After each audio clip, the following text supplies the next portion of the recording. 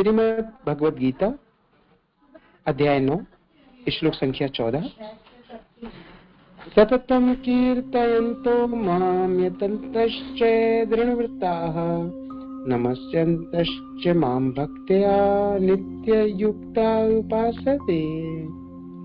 भगवान अर्जुन को बताते हैं, ये महात्मा मेरी महिमा का नित्य कीर्तन करते हुए दृढ़ संकल्प के साथ प्रयास करते हुए मुझे नमस्कार करते हुए भक्ति भाव से निरंतर मेरी पूजा करते हैं।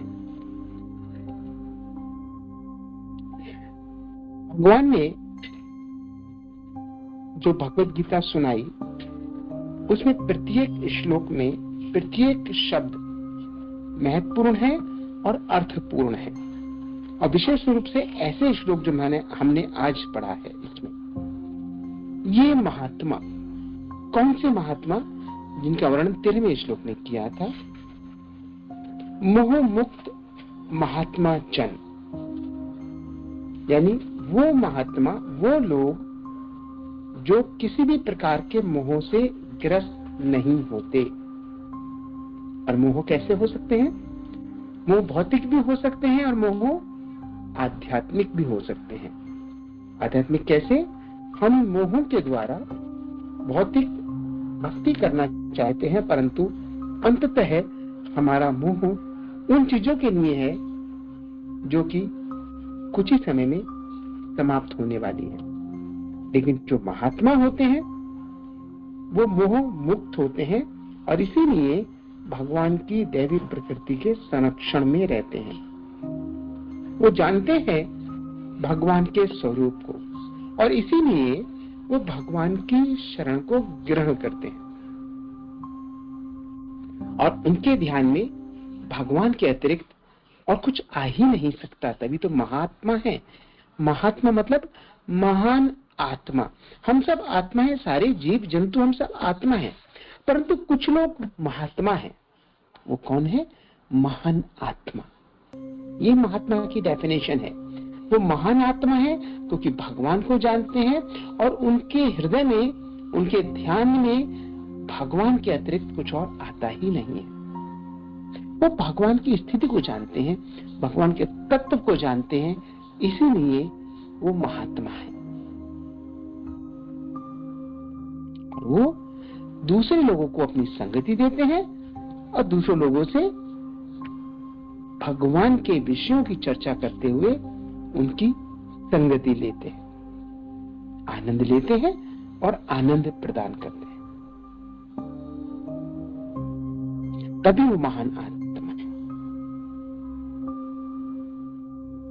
वो किसी भी कारण से कहीं और विचलित नहीं होते, निरंतर भगवान की अविचल भक्ति में तल्लीन रहते हैं।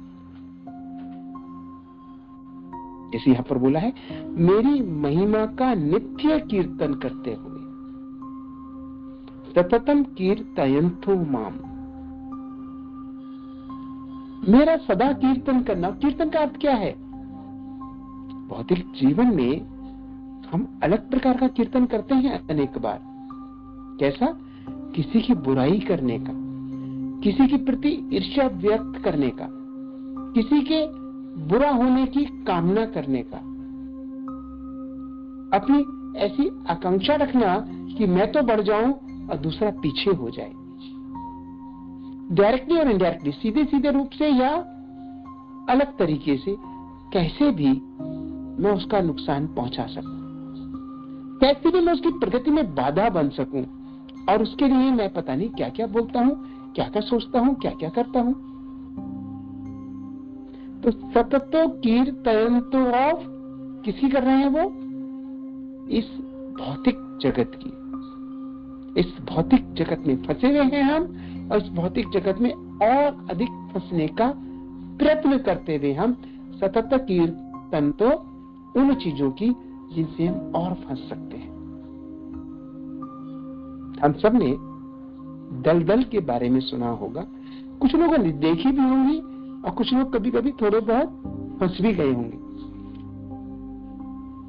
एक बार गाड़ियां फंस जाती हैं दलदल के अंदर, नहीं निकल पाती तो वो दूसरी गाड़ी या क्रेन उसको खींच के बाहर निकालती है। दलदल ऐसी मिट्टी जो मुलायम है, पानी सी भी है उसके, कीचड़ सी भी है उसके अंदर, और एक बार उसमें चले जाए व्यक्ति या कोई वाहन, इवन कोई पशु भी, तो उसे निकलना अत्यंत कठिन होता है, गहरे गहरे फंसते चले जाते हैं। इस भौतिक जीवन के दलदल में फंसने के पश्चात कोई हमें क्रेन चाहिए, कोई हमें बड़ा वाहन चाहिए जो हमें खींच सके बाहर, कोई शक्तिशाली व्यक्ति चाहिए या व्यक्तियों का समूह चाहिए जो रस्सी डालकर हमें पकड़ाए और हमें खींच ले। भौतिक जीवन में जो ऐसा होता है, आध्यात्मिक जीवन में ये जो महात्मा जन होते हैं अपनी संगति प्रदान करते हैं उन लोगों को जो कि भौतिक जीवन में फंसे हुए हैं। उन्हें निकालने के लिए, उस दलदल से निकालने के लिए रस्सी फेंकते हैं, दलदल से निकालने के लिए क्रेन की तरह से ताकत लगा के खींचते हैं, बड़े वाहन की तरह से छोटे वाहन को खींचते हैं। वो बड़े हैं क्योंकि उन्होंने भगवान को जाना है, तत्व से जाना है, वो महान आत्मा है। वो कैसा कीर्तन करते हैं? भगवान के नाम का कीर्तन करते हैं, भगवान के गुणों का कीर्तन करते हैं, भगवान की प्रशंसा करते हैं, भगवान के भक्तों की प्रशंसा करते हैं, भगवान के भक्तों के गुणों का वर्णन करते हैं, भगवान के भक्तों के गुणों के बारे में कथाएं सुनते और सुनाते हैं। जो भी कुछ है अपनी महानता को और बढ़ाते चलते हैं बिना इस बात का अनुभव किए कि मैं महान हूं। यदि कोई महात्मा अपने मुंह से कहने लगे या अपने आप को अनुभव करने लगे मैं कितना महान हूं, हम सब क्या करते हैं? अधिकांशतया, यदि आप में से बहुत लोग नहीं करते हो तो हम दर्पण के सामने खड़े होते हैं, शीशे के सामने खड़े होते हैं, अपने आप को देखते हैं और बाल काले के सफेद होने वाले हैं, हो रहे हैं, और झुर्रियां पड़ गई हैं चारों ओर, थोड़ी थोड़ी सी, या दांतों को हिलना प्रारंभ हो गया है या लगना प्रारंभ हो गया है, ठंडा गर्म। ये सब देखते हुए भी हम अपने आप को दूसरों से अधिक सुंदर अनुभव करते हैं। हम अपने बुद्धि के स्तर पर आते हुए दूसरों से अधिक बुद्धिमान समझते हैं, दूसरों से अधिक सम्माननीय समझते हैं, और ऐसा समझकर अपने आप को हम महान व्यक्ति सिद्ध करना चाहते हैं, दूसरों के सामने भी और अपने सामने भी। महानता यदि है भी हमारे अंदर, समाप्त हो जाती है जब उस महानता का वर्णन करते हैं कि मैं इस कारण से महान हूं, या उस महानता को अपने अंदर अनुभव करके, अपने अंदर अनुभव करके जब हम अहंकार को अपना लेते हैं। कहते हैं महानता तो गई तेल लेने, कोई महानता नहीं बची। लेकिन जो महान व्यक्ति हैं भगवान का कीर्तन सदा करते हैं और दृढ़ संकल्प के साथ प्रयास करते हैं। प्रयास करना और दृढ़ संकल्प के साथ प्रयास करना। कई बार कहते हैं हम फेल हो गए जी, हमारे उतने मार्क्स नहीं आए जितने आने चाहिए थे, इन चीजों में पास नहीं हो पाया, या खाना अच्छा नहीं बना, या कोई काम ठीक से नहीं हुआ। तो क्या हमने दृढ़ संकल्प होकर वो सारे कार्य किए थे जिसमें हम असफल हो गए? मे बी और मे नॉट बी, यानी संभव भी है, नहीं भी संभव है। परंतु यदि हम दृढ़ संकल्प के साथ कोई कार्य करते हैं, नहीं मुझे तो ये कार्य इस प्रकार से ही करना है, प्रयास करूंगा, दृढ़ संकल्प से प्रयास करूंगा, क्यों नहीं ठीक होगा?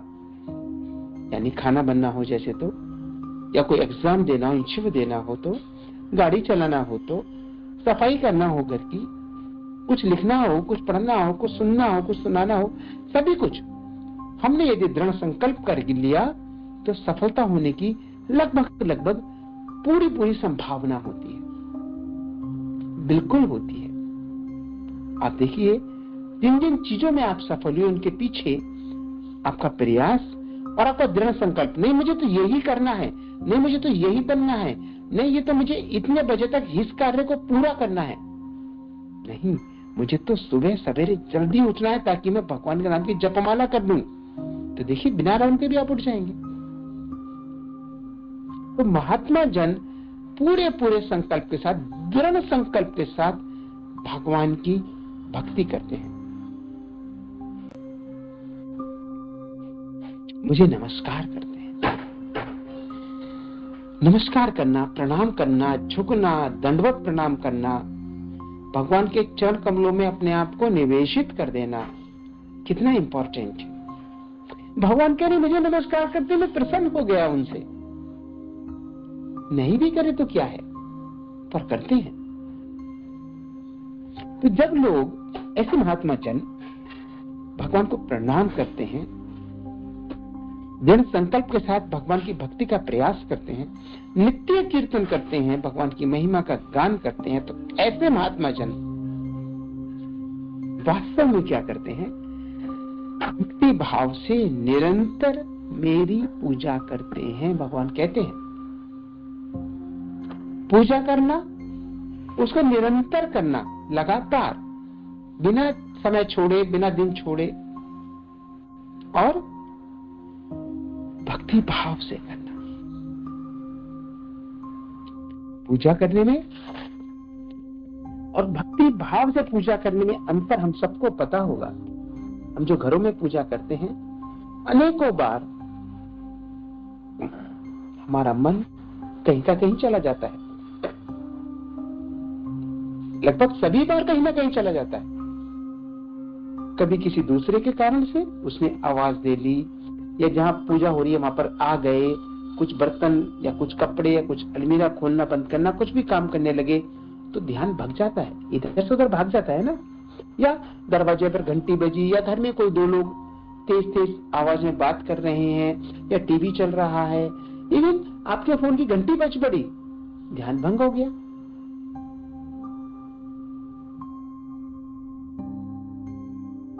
इंग्लिश में एक टर्म है, उसे कहते हैं मोर ऑफन देन नॉट,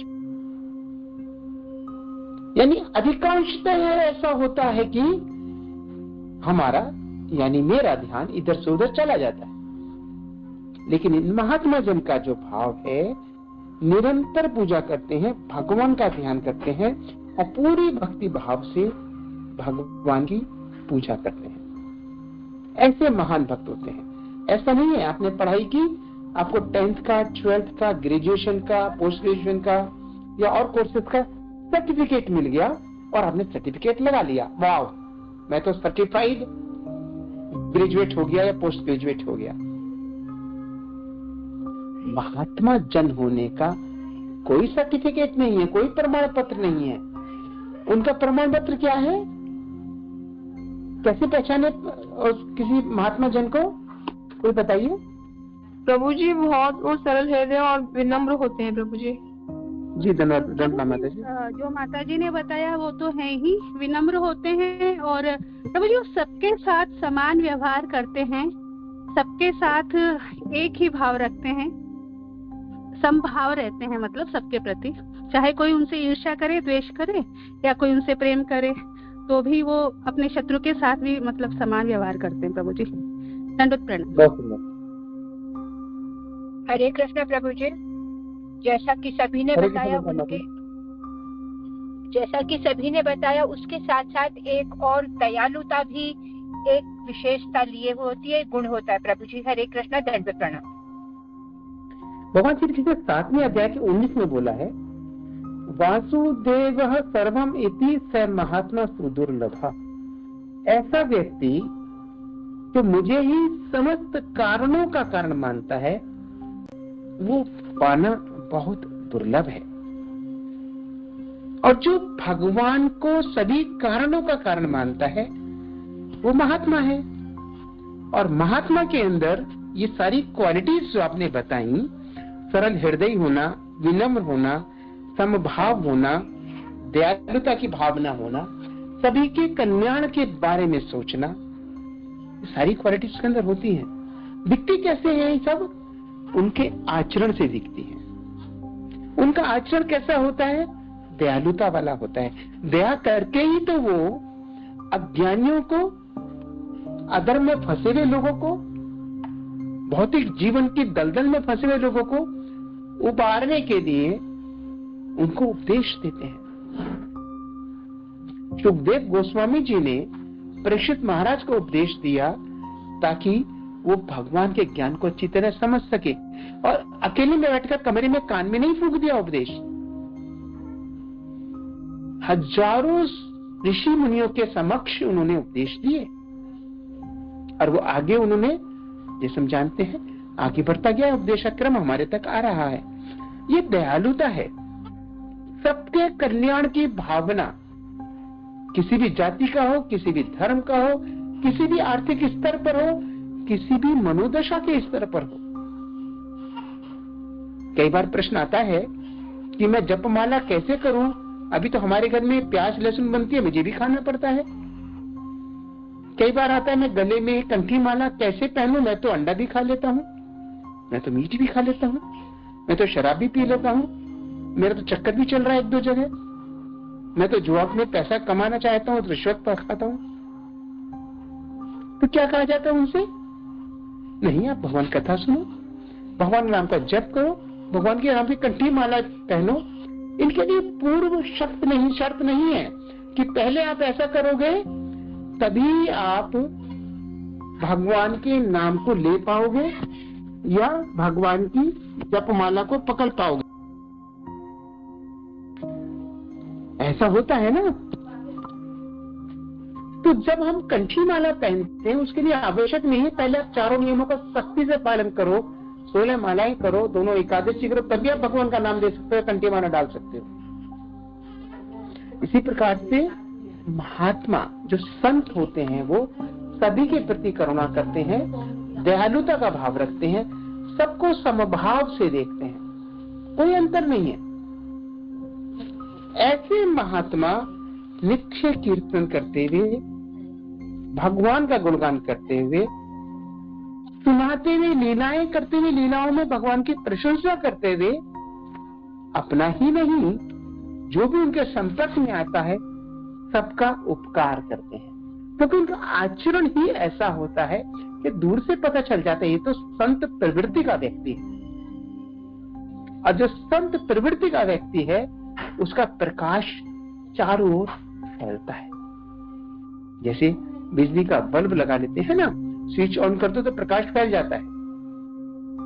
उसी प्रकार से जिस सभा में, जिस घर में, जिस बाजार में, जहां पर भी कोई संत प्रवृत्ति का महात्मा है तो बोले या ना बोले, वो चले या खड़ा रहे, वो बैठे या सोए, हर तरफ से, हर एक प्रकार से, हर काम में उसके महात्मा युक्त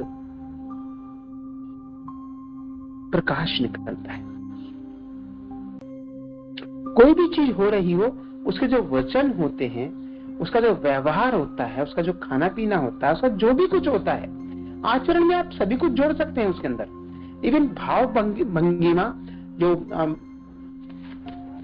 नॉन वर्बल आपके क्यूज होते हैं, वो सब हम बोले नहीं, चेहरे से बता देते हैं।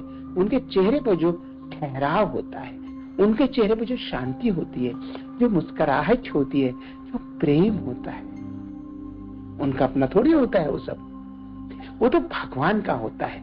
रिफ्लेक्शन, परावर्तन होता है उनका भगवान के प्रेम का, भगवान की सहृदयता का, भगवान की दयालुता का, भगवान की करुणा का, भगवान के प्रेम का।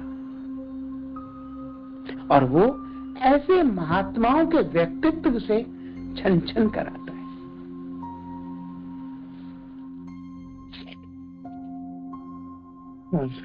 ऐसा उनका व्यवहार होता है, छन छन कराता है। और वो भगवान के जो दिव्य रस हैं उनमें डूबा रहता है, दिव्य रसों में, क्योंकि उसे उन्हीं में दिव्यता दिखती है जिनमें है वास्तव में। इसीलिए उसे भौतिक रसों में कोई दिव्यता या कोई आनंद दिखता ही नहीं। भक्तों को कहाँ आनंद आता है? शराब पीने में, मीठ खाने में, जुआ खेलने में, अवैध संबंध बनाने में। भक्तों को तो ऐसी संगति करने में भी आनंद नहीं आता। चलो ये तो बड़ी चीजें हो गई। भक्तों को कहाँ आनंद आता है? किसी की लगाई बुझाई बुराई बहुत देर तक सुनने में। ठीक है, थोड़ा बहुत तो दूसरे की बातें सुननी पड़ती है ना, क्योंकि हम जो है सामाजिक प्राणी हैं।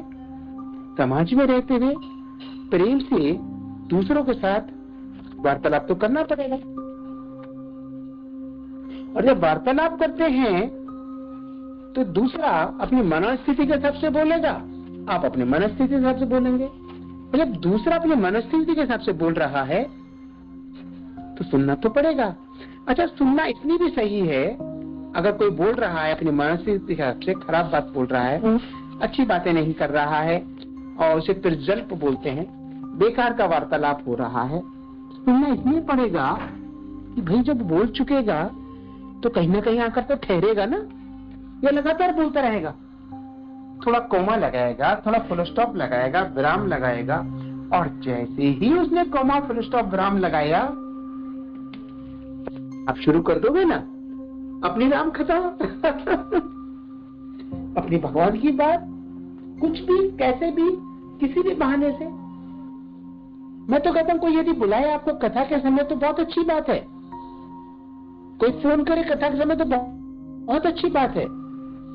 आपको भगवान के बारे में बात करने का अवसर मिलेगा। कोई फोन करे आपकी माला के समय, मत उठाइए, बाद में फोन कीजिए।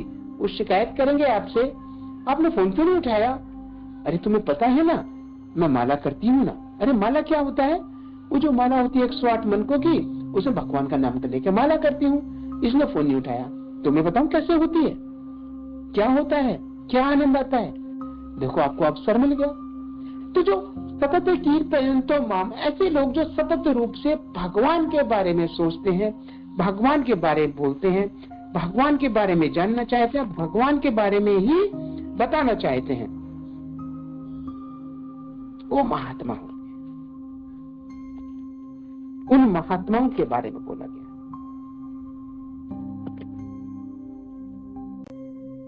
ऐसे महात्मा कठिन है कैसा करना, हाँ बहुत कठिन है, परंतु भगवान ने तो कुछ और कहा है। भगवान ने दूसरे नहीं 9वें अध्याय की दूसरे श्लोक में कहा है,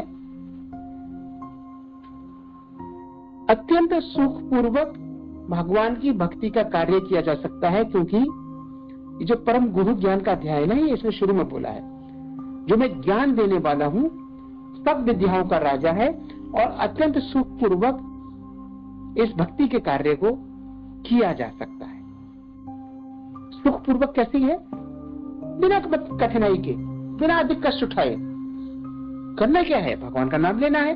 करना क्या है? भगवान का नाम सुनना है। करना क्या है? भगवान के बारे में पढ़ना है। करना क्या है? भगवान के बारे में पढ़ाना है, बताना है, सुनाना है। भगवान को भोग लगा के प्रसादम पाना है। महीने में 2 एकादशी का उपवास करना है। दिन में 16 मालाएं करनी है। मन में उन विचारों का लाना है जो ठीक है, उनको नहीं लाना है जो ठीक नहीं है। जहां तक 4 नियमों की बात है, 4 नियम तो हम जैसे पारिवारिक गृहस्थों में, आपके हमारे में तो पालन होते ही है। थोड़ा थोड़ा रहता है, प्याज लहसुन खाना है, चाय कॉफी पीना है, आई थिंक सो। इसके अलावा तो और किसी को होता ही नहीं चारों उसमें से। तो इतना आसान है, इतना सुखपूर्वक इस काम को किया जा सकता है, तो क्यों नहीं करते हम? करते तो हैं। कितनी दृढ़ता है हमारे अंदर। इस दृढ़ता की बात की है भगवान ने, दृढ़ संकल्प के साथ करना है। और इसीलिए अनेक बार हमें अनुभव होता है कि हमारी भक्ति ठीक से नहीं चल रही। कई बार हमें लगता है हमारी मालाएं हो तो रही हैं पर आनंद नहीं आ रहा। कई बार लगता है 16 मालाएं तो पूरे दिन में हो ही नहीं पा रही, चलो 8 से काम चला लेते हैं। कभी 2 कर लेंगे, कभी 25 कर लेंगे, ऐसे भी भटक जाते हैं। आनंद कैसे आए? आनंद तो आनंद के कार्य करने से आएगा ना। यदि किसी को सिनेमा देखने में आनंद आता है तो सिनेमा देखने के लिए टिकट लेकर सिनेमा हॉल में बैठना पड़ेगा, 3-4 घंटे निकालने पड़ेंगे, तभी तो आनंद आएगा ना। आप कैसे हो?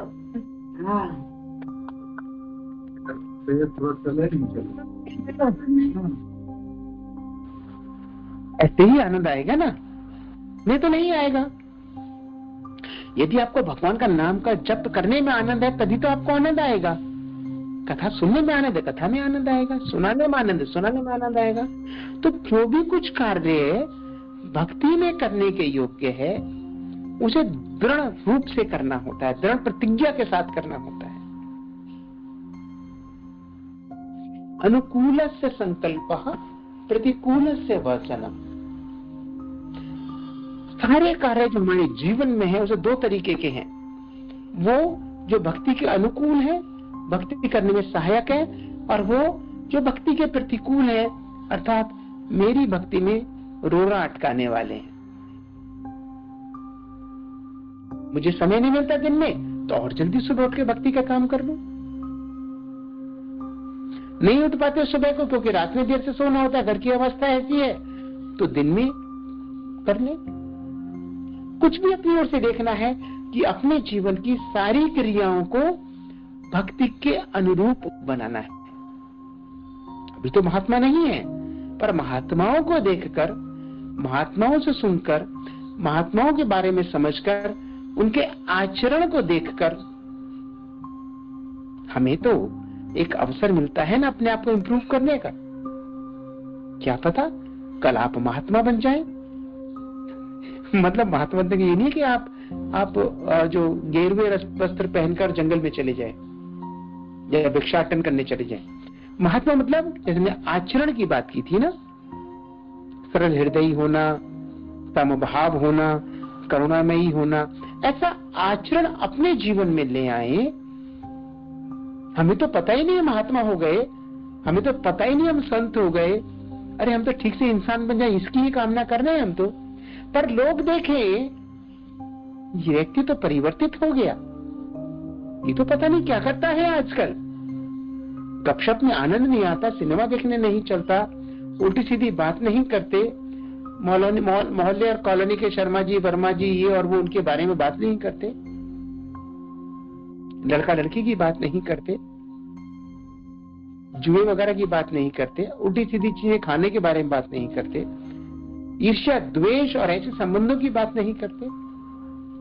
लोगों को लगने लगेगा, आपको लगे ना लगे, पर अवश्य ही लोगों को लगने लगेगा ये तो कोई और चीज बनता चला जा रहा है। पहले तो सूखी रोटी थे, अब पराठा हो गए। पराठा दोनों ओर से घी तेल लग गया उसके अंदर, और कुछ समय बाद हमने तो पूरी की तरह से फूल जाना है, पूरे घी में या तेल में डूब कर। किसकी बात कर रहा हूं मैं? आनंद की बात कर रहा हूं, रस की बात कर रहा हूं। भौतिक जीवन में लगे रहते हैं तो सूखी रोटी की तरह से होते हैं, भक्ति में आ जाते हैं तो पराठे की तरह से होते हैं, और महात्मा जैसे गुण उत्पन्न कर लेते हैं तो पूरी की तरह से होते हैं, पूरा घी या तेल में डूबी हुई और चमक कर, फूल कर, ऊपर उठकर आती हुई। इन सब भौतिक चीजों से ऊपर उठ जाते हैं जब ऐसे महात्मा हो जाते हैं। दृढ़ संकल्प से, प्रयास से, आनंद के साथ में, सक्षम गुरु के मार्गदर्शन में, भगवान के बारे में जानते हुए, मानते हुए, समझते हुए, अंधविश्वास करते हुए नहीं। जब हम भक्ति के मार्ग में आगे बढ़ते हैं तो आनंद ही आनंद है, आनंद ही आनंद है और कुछ नहीं है।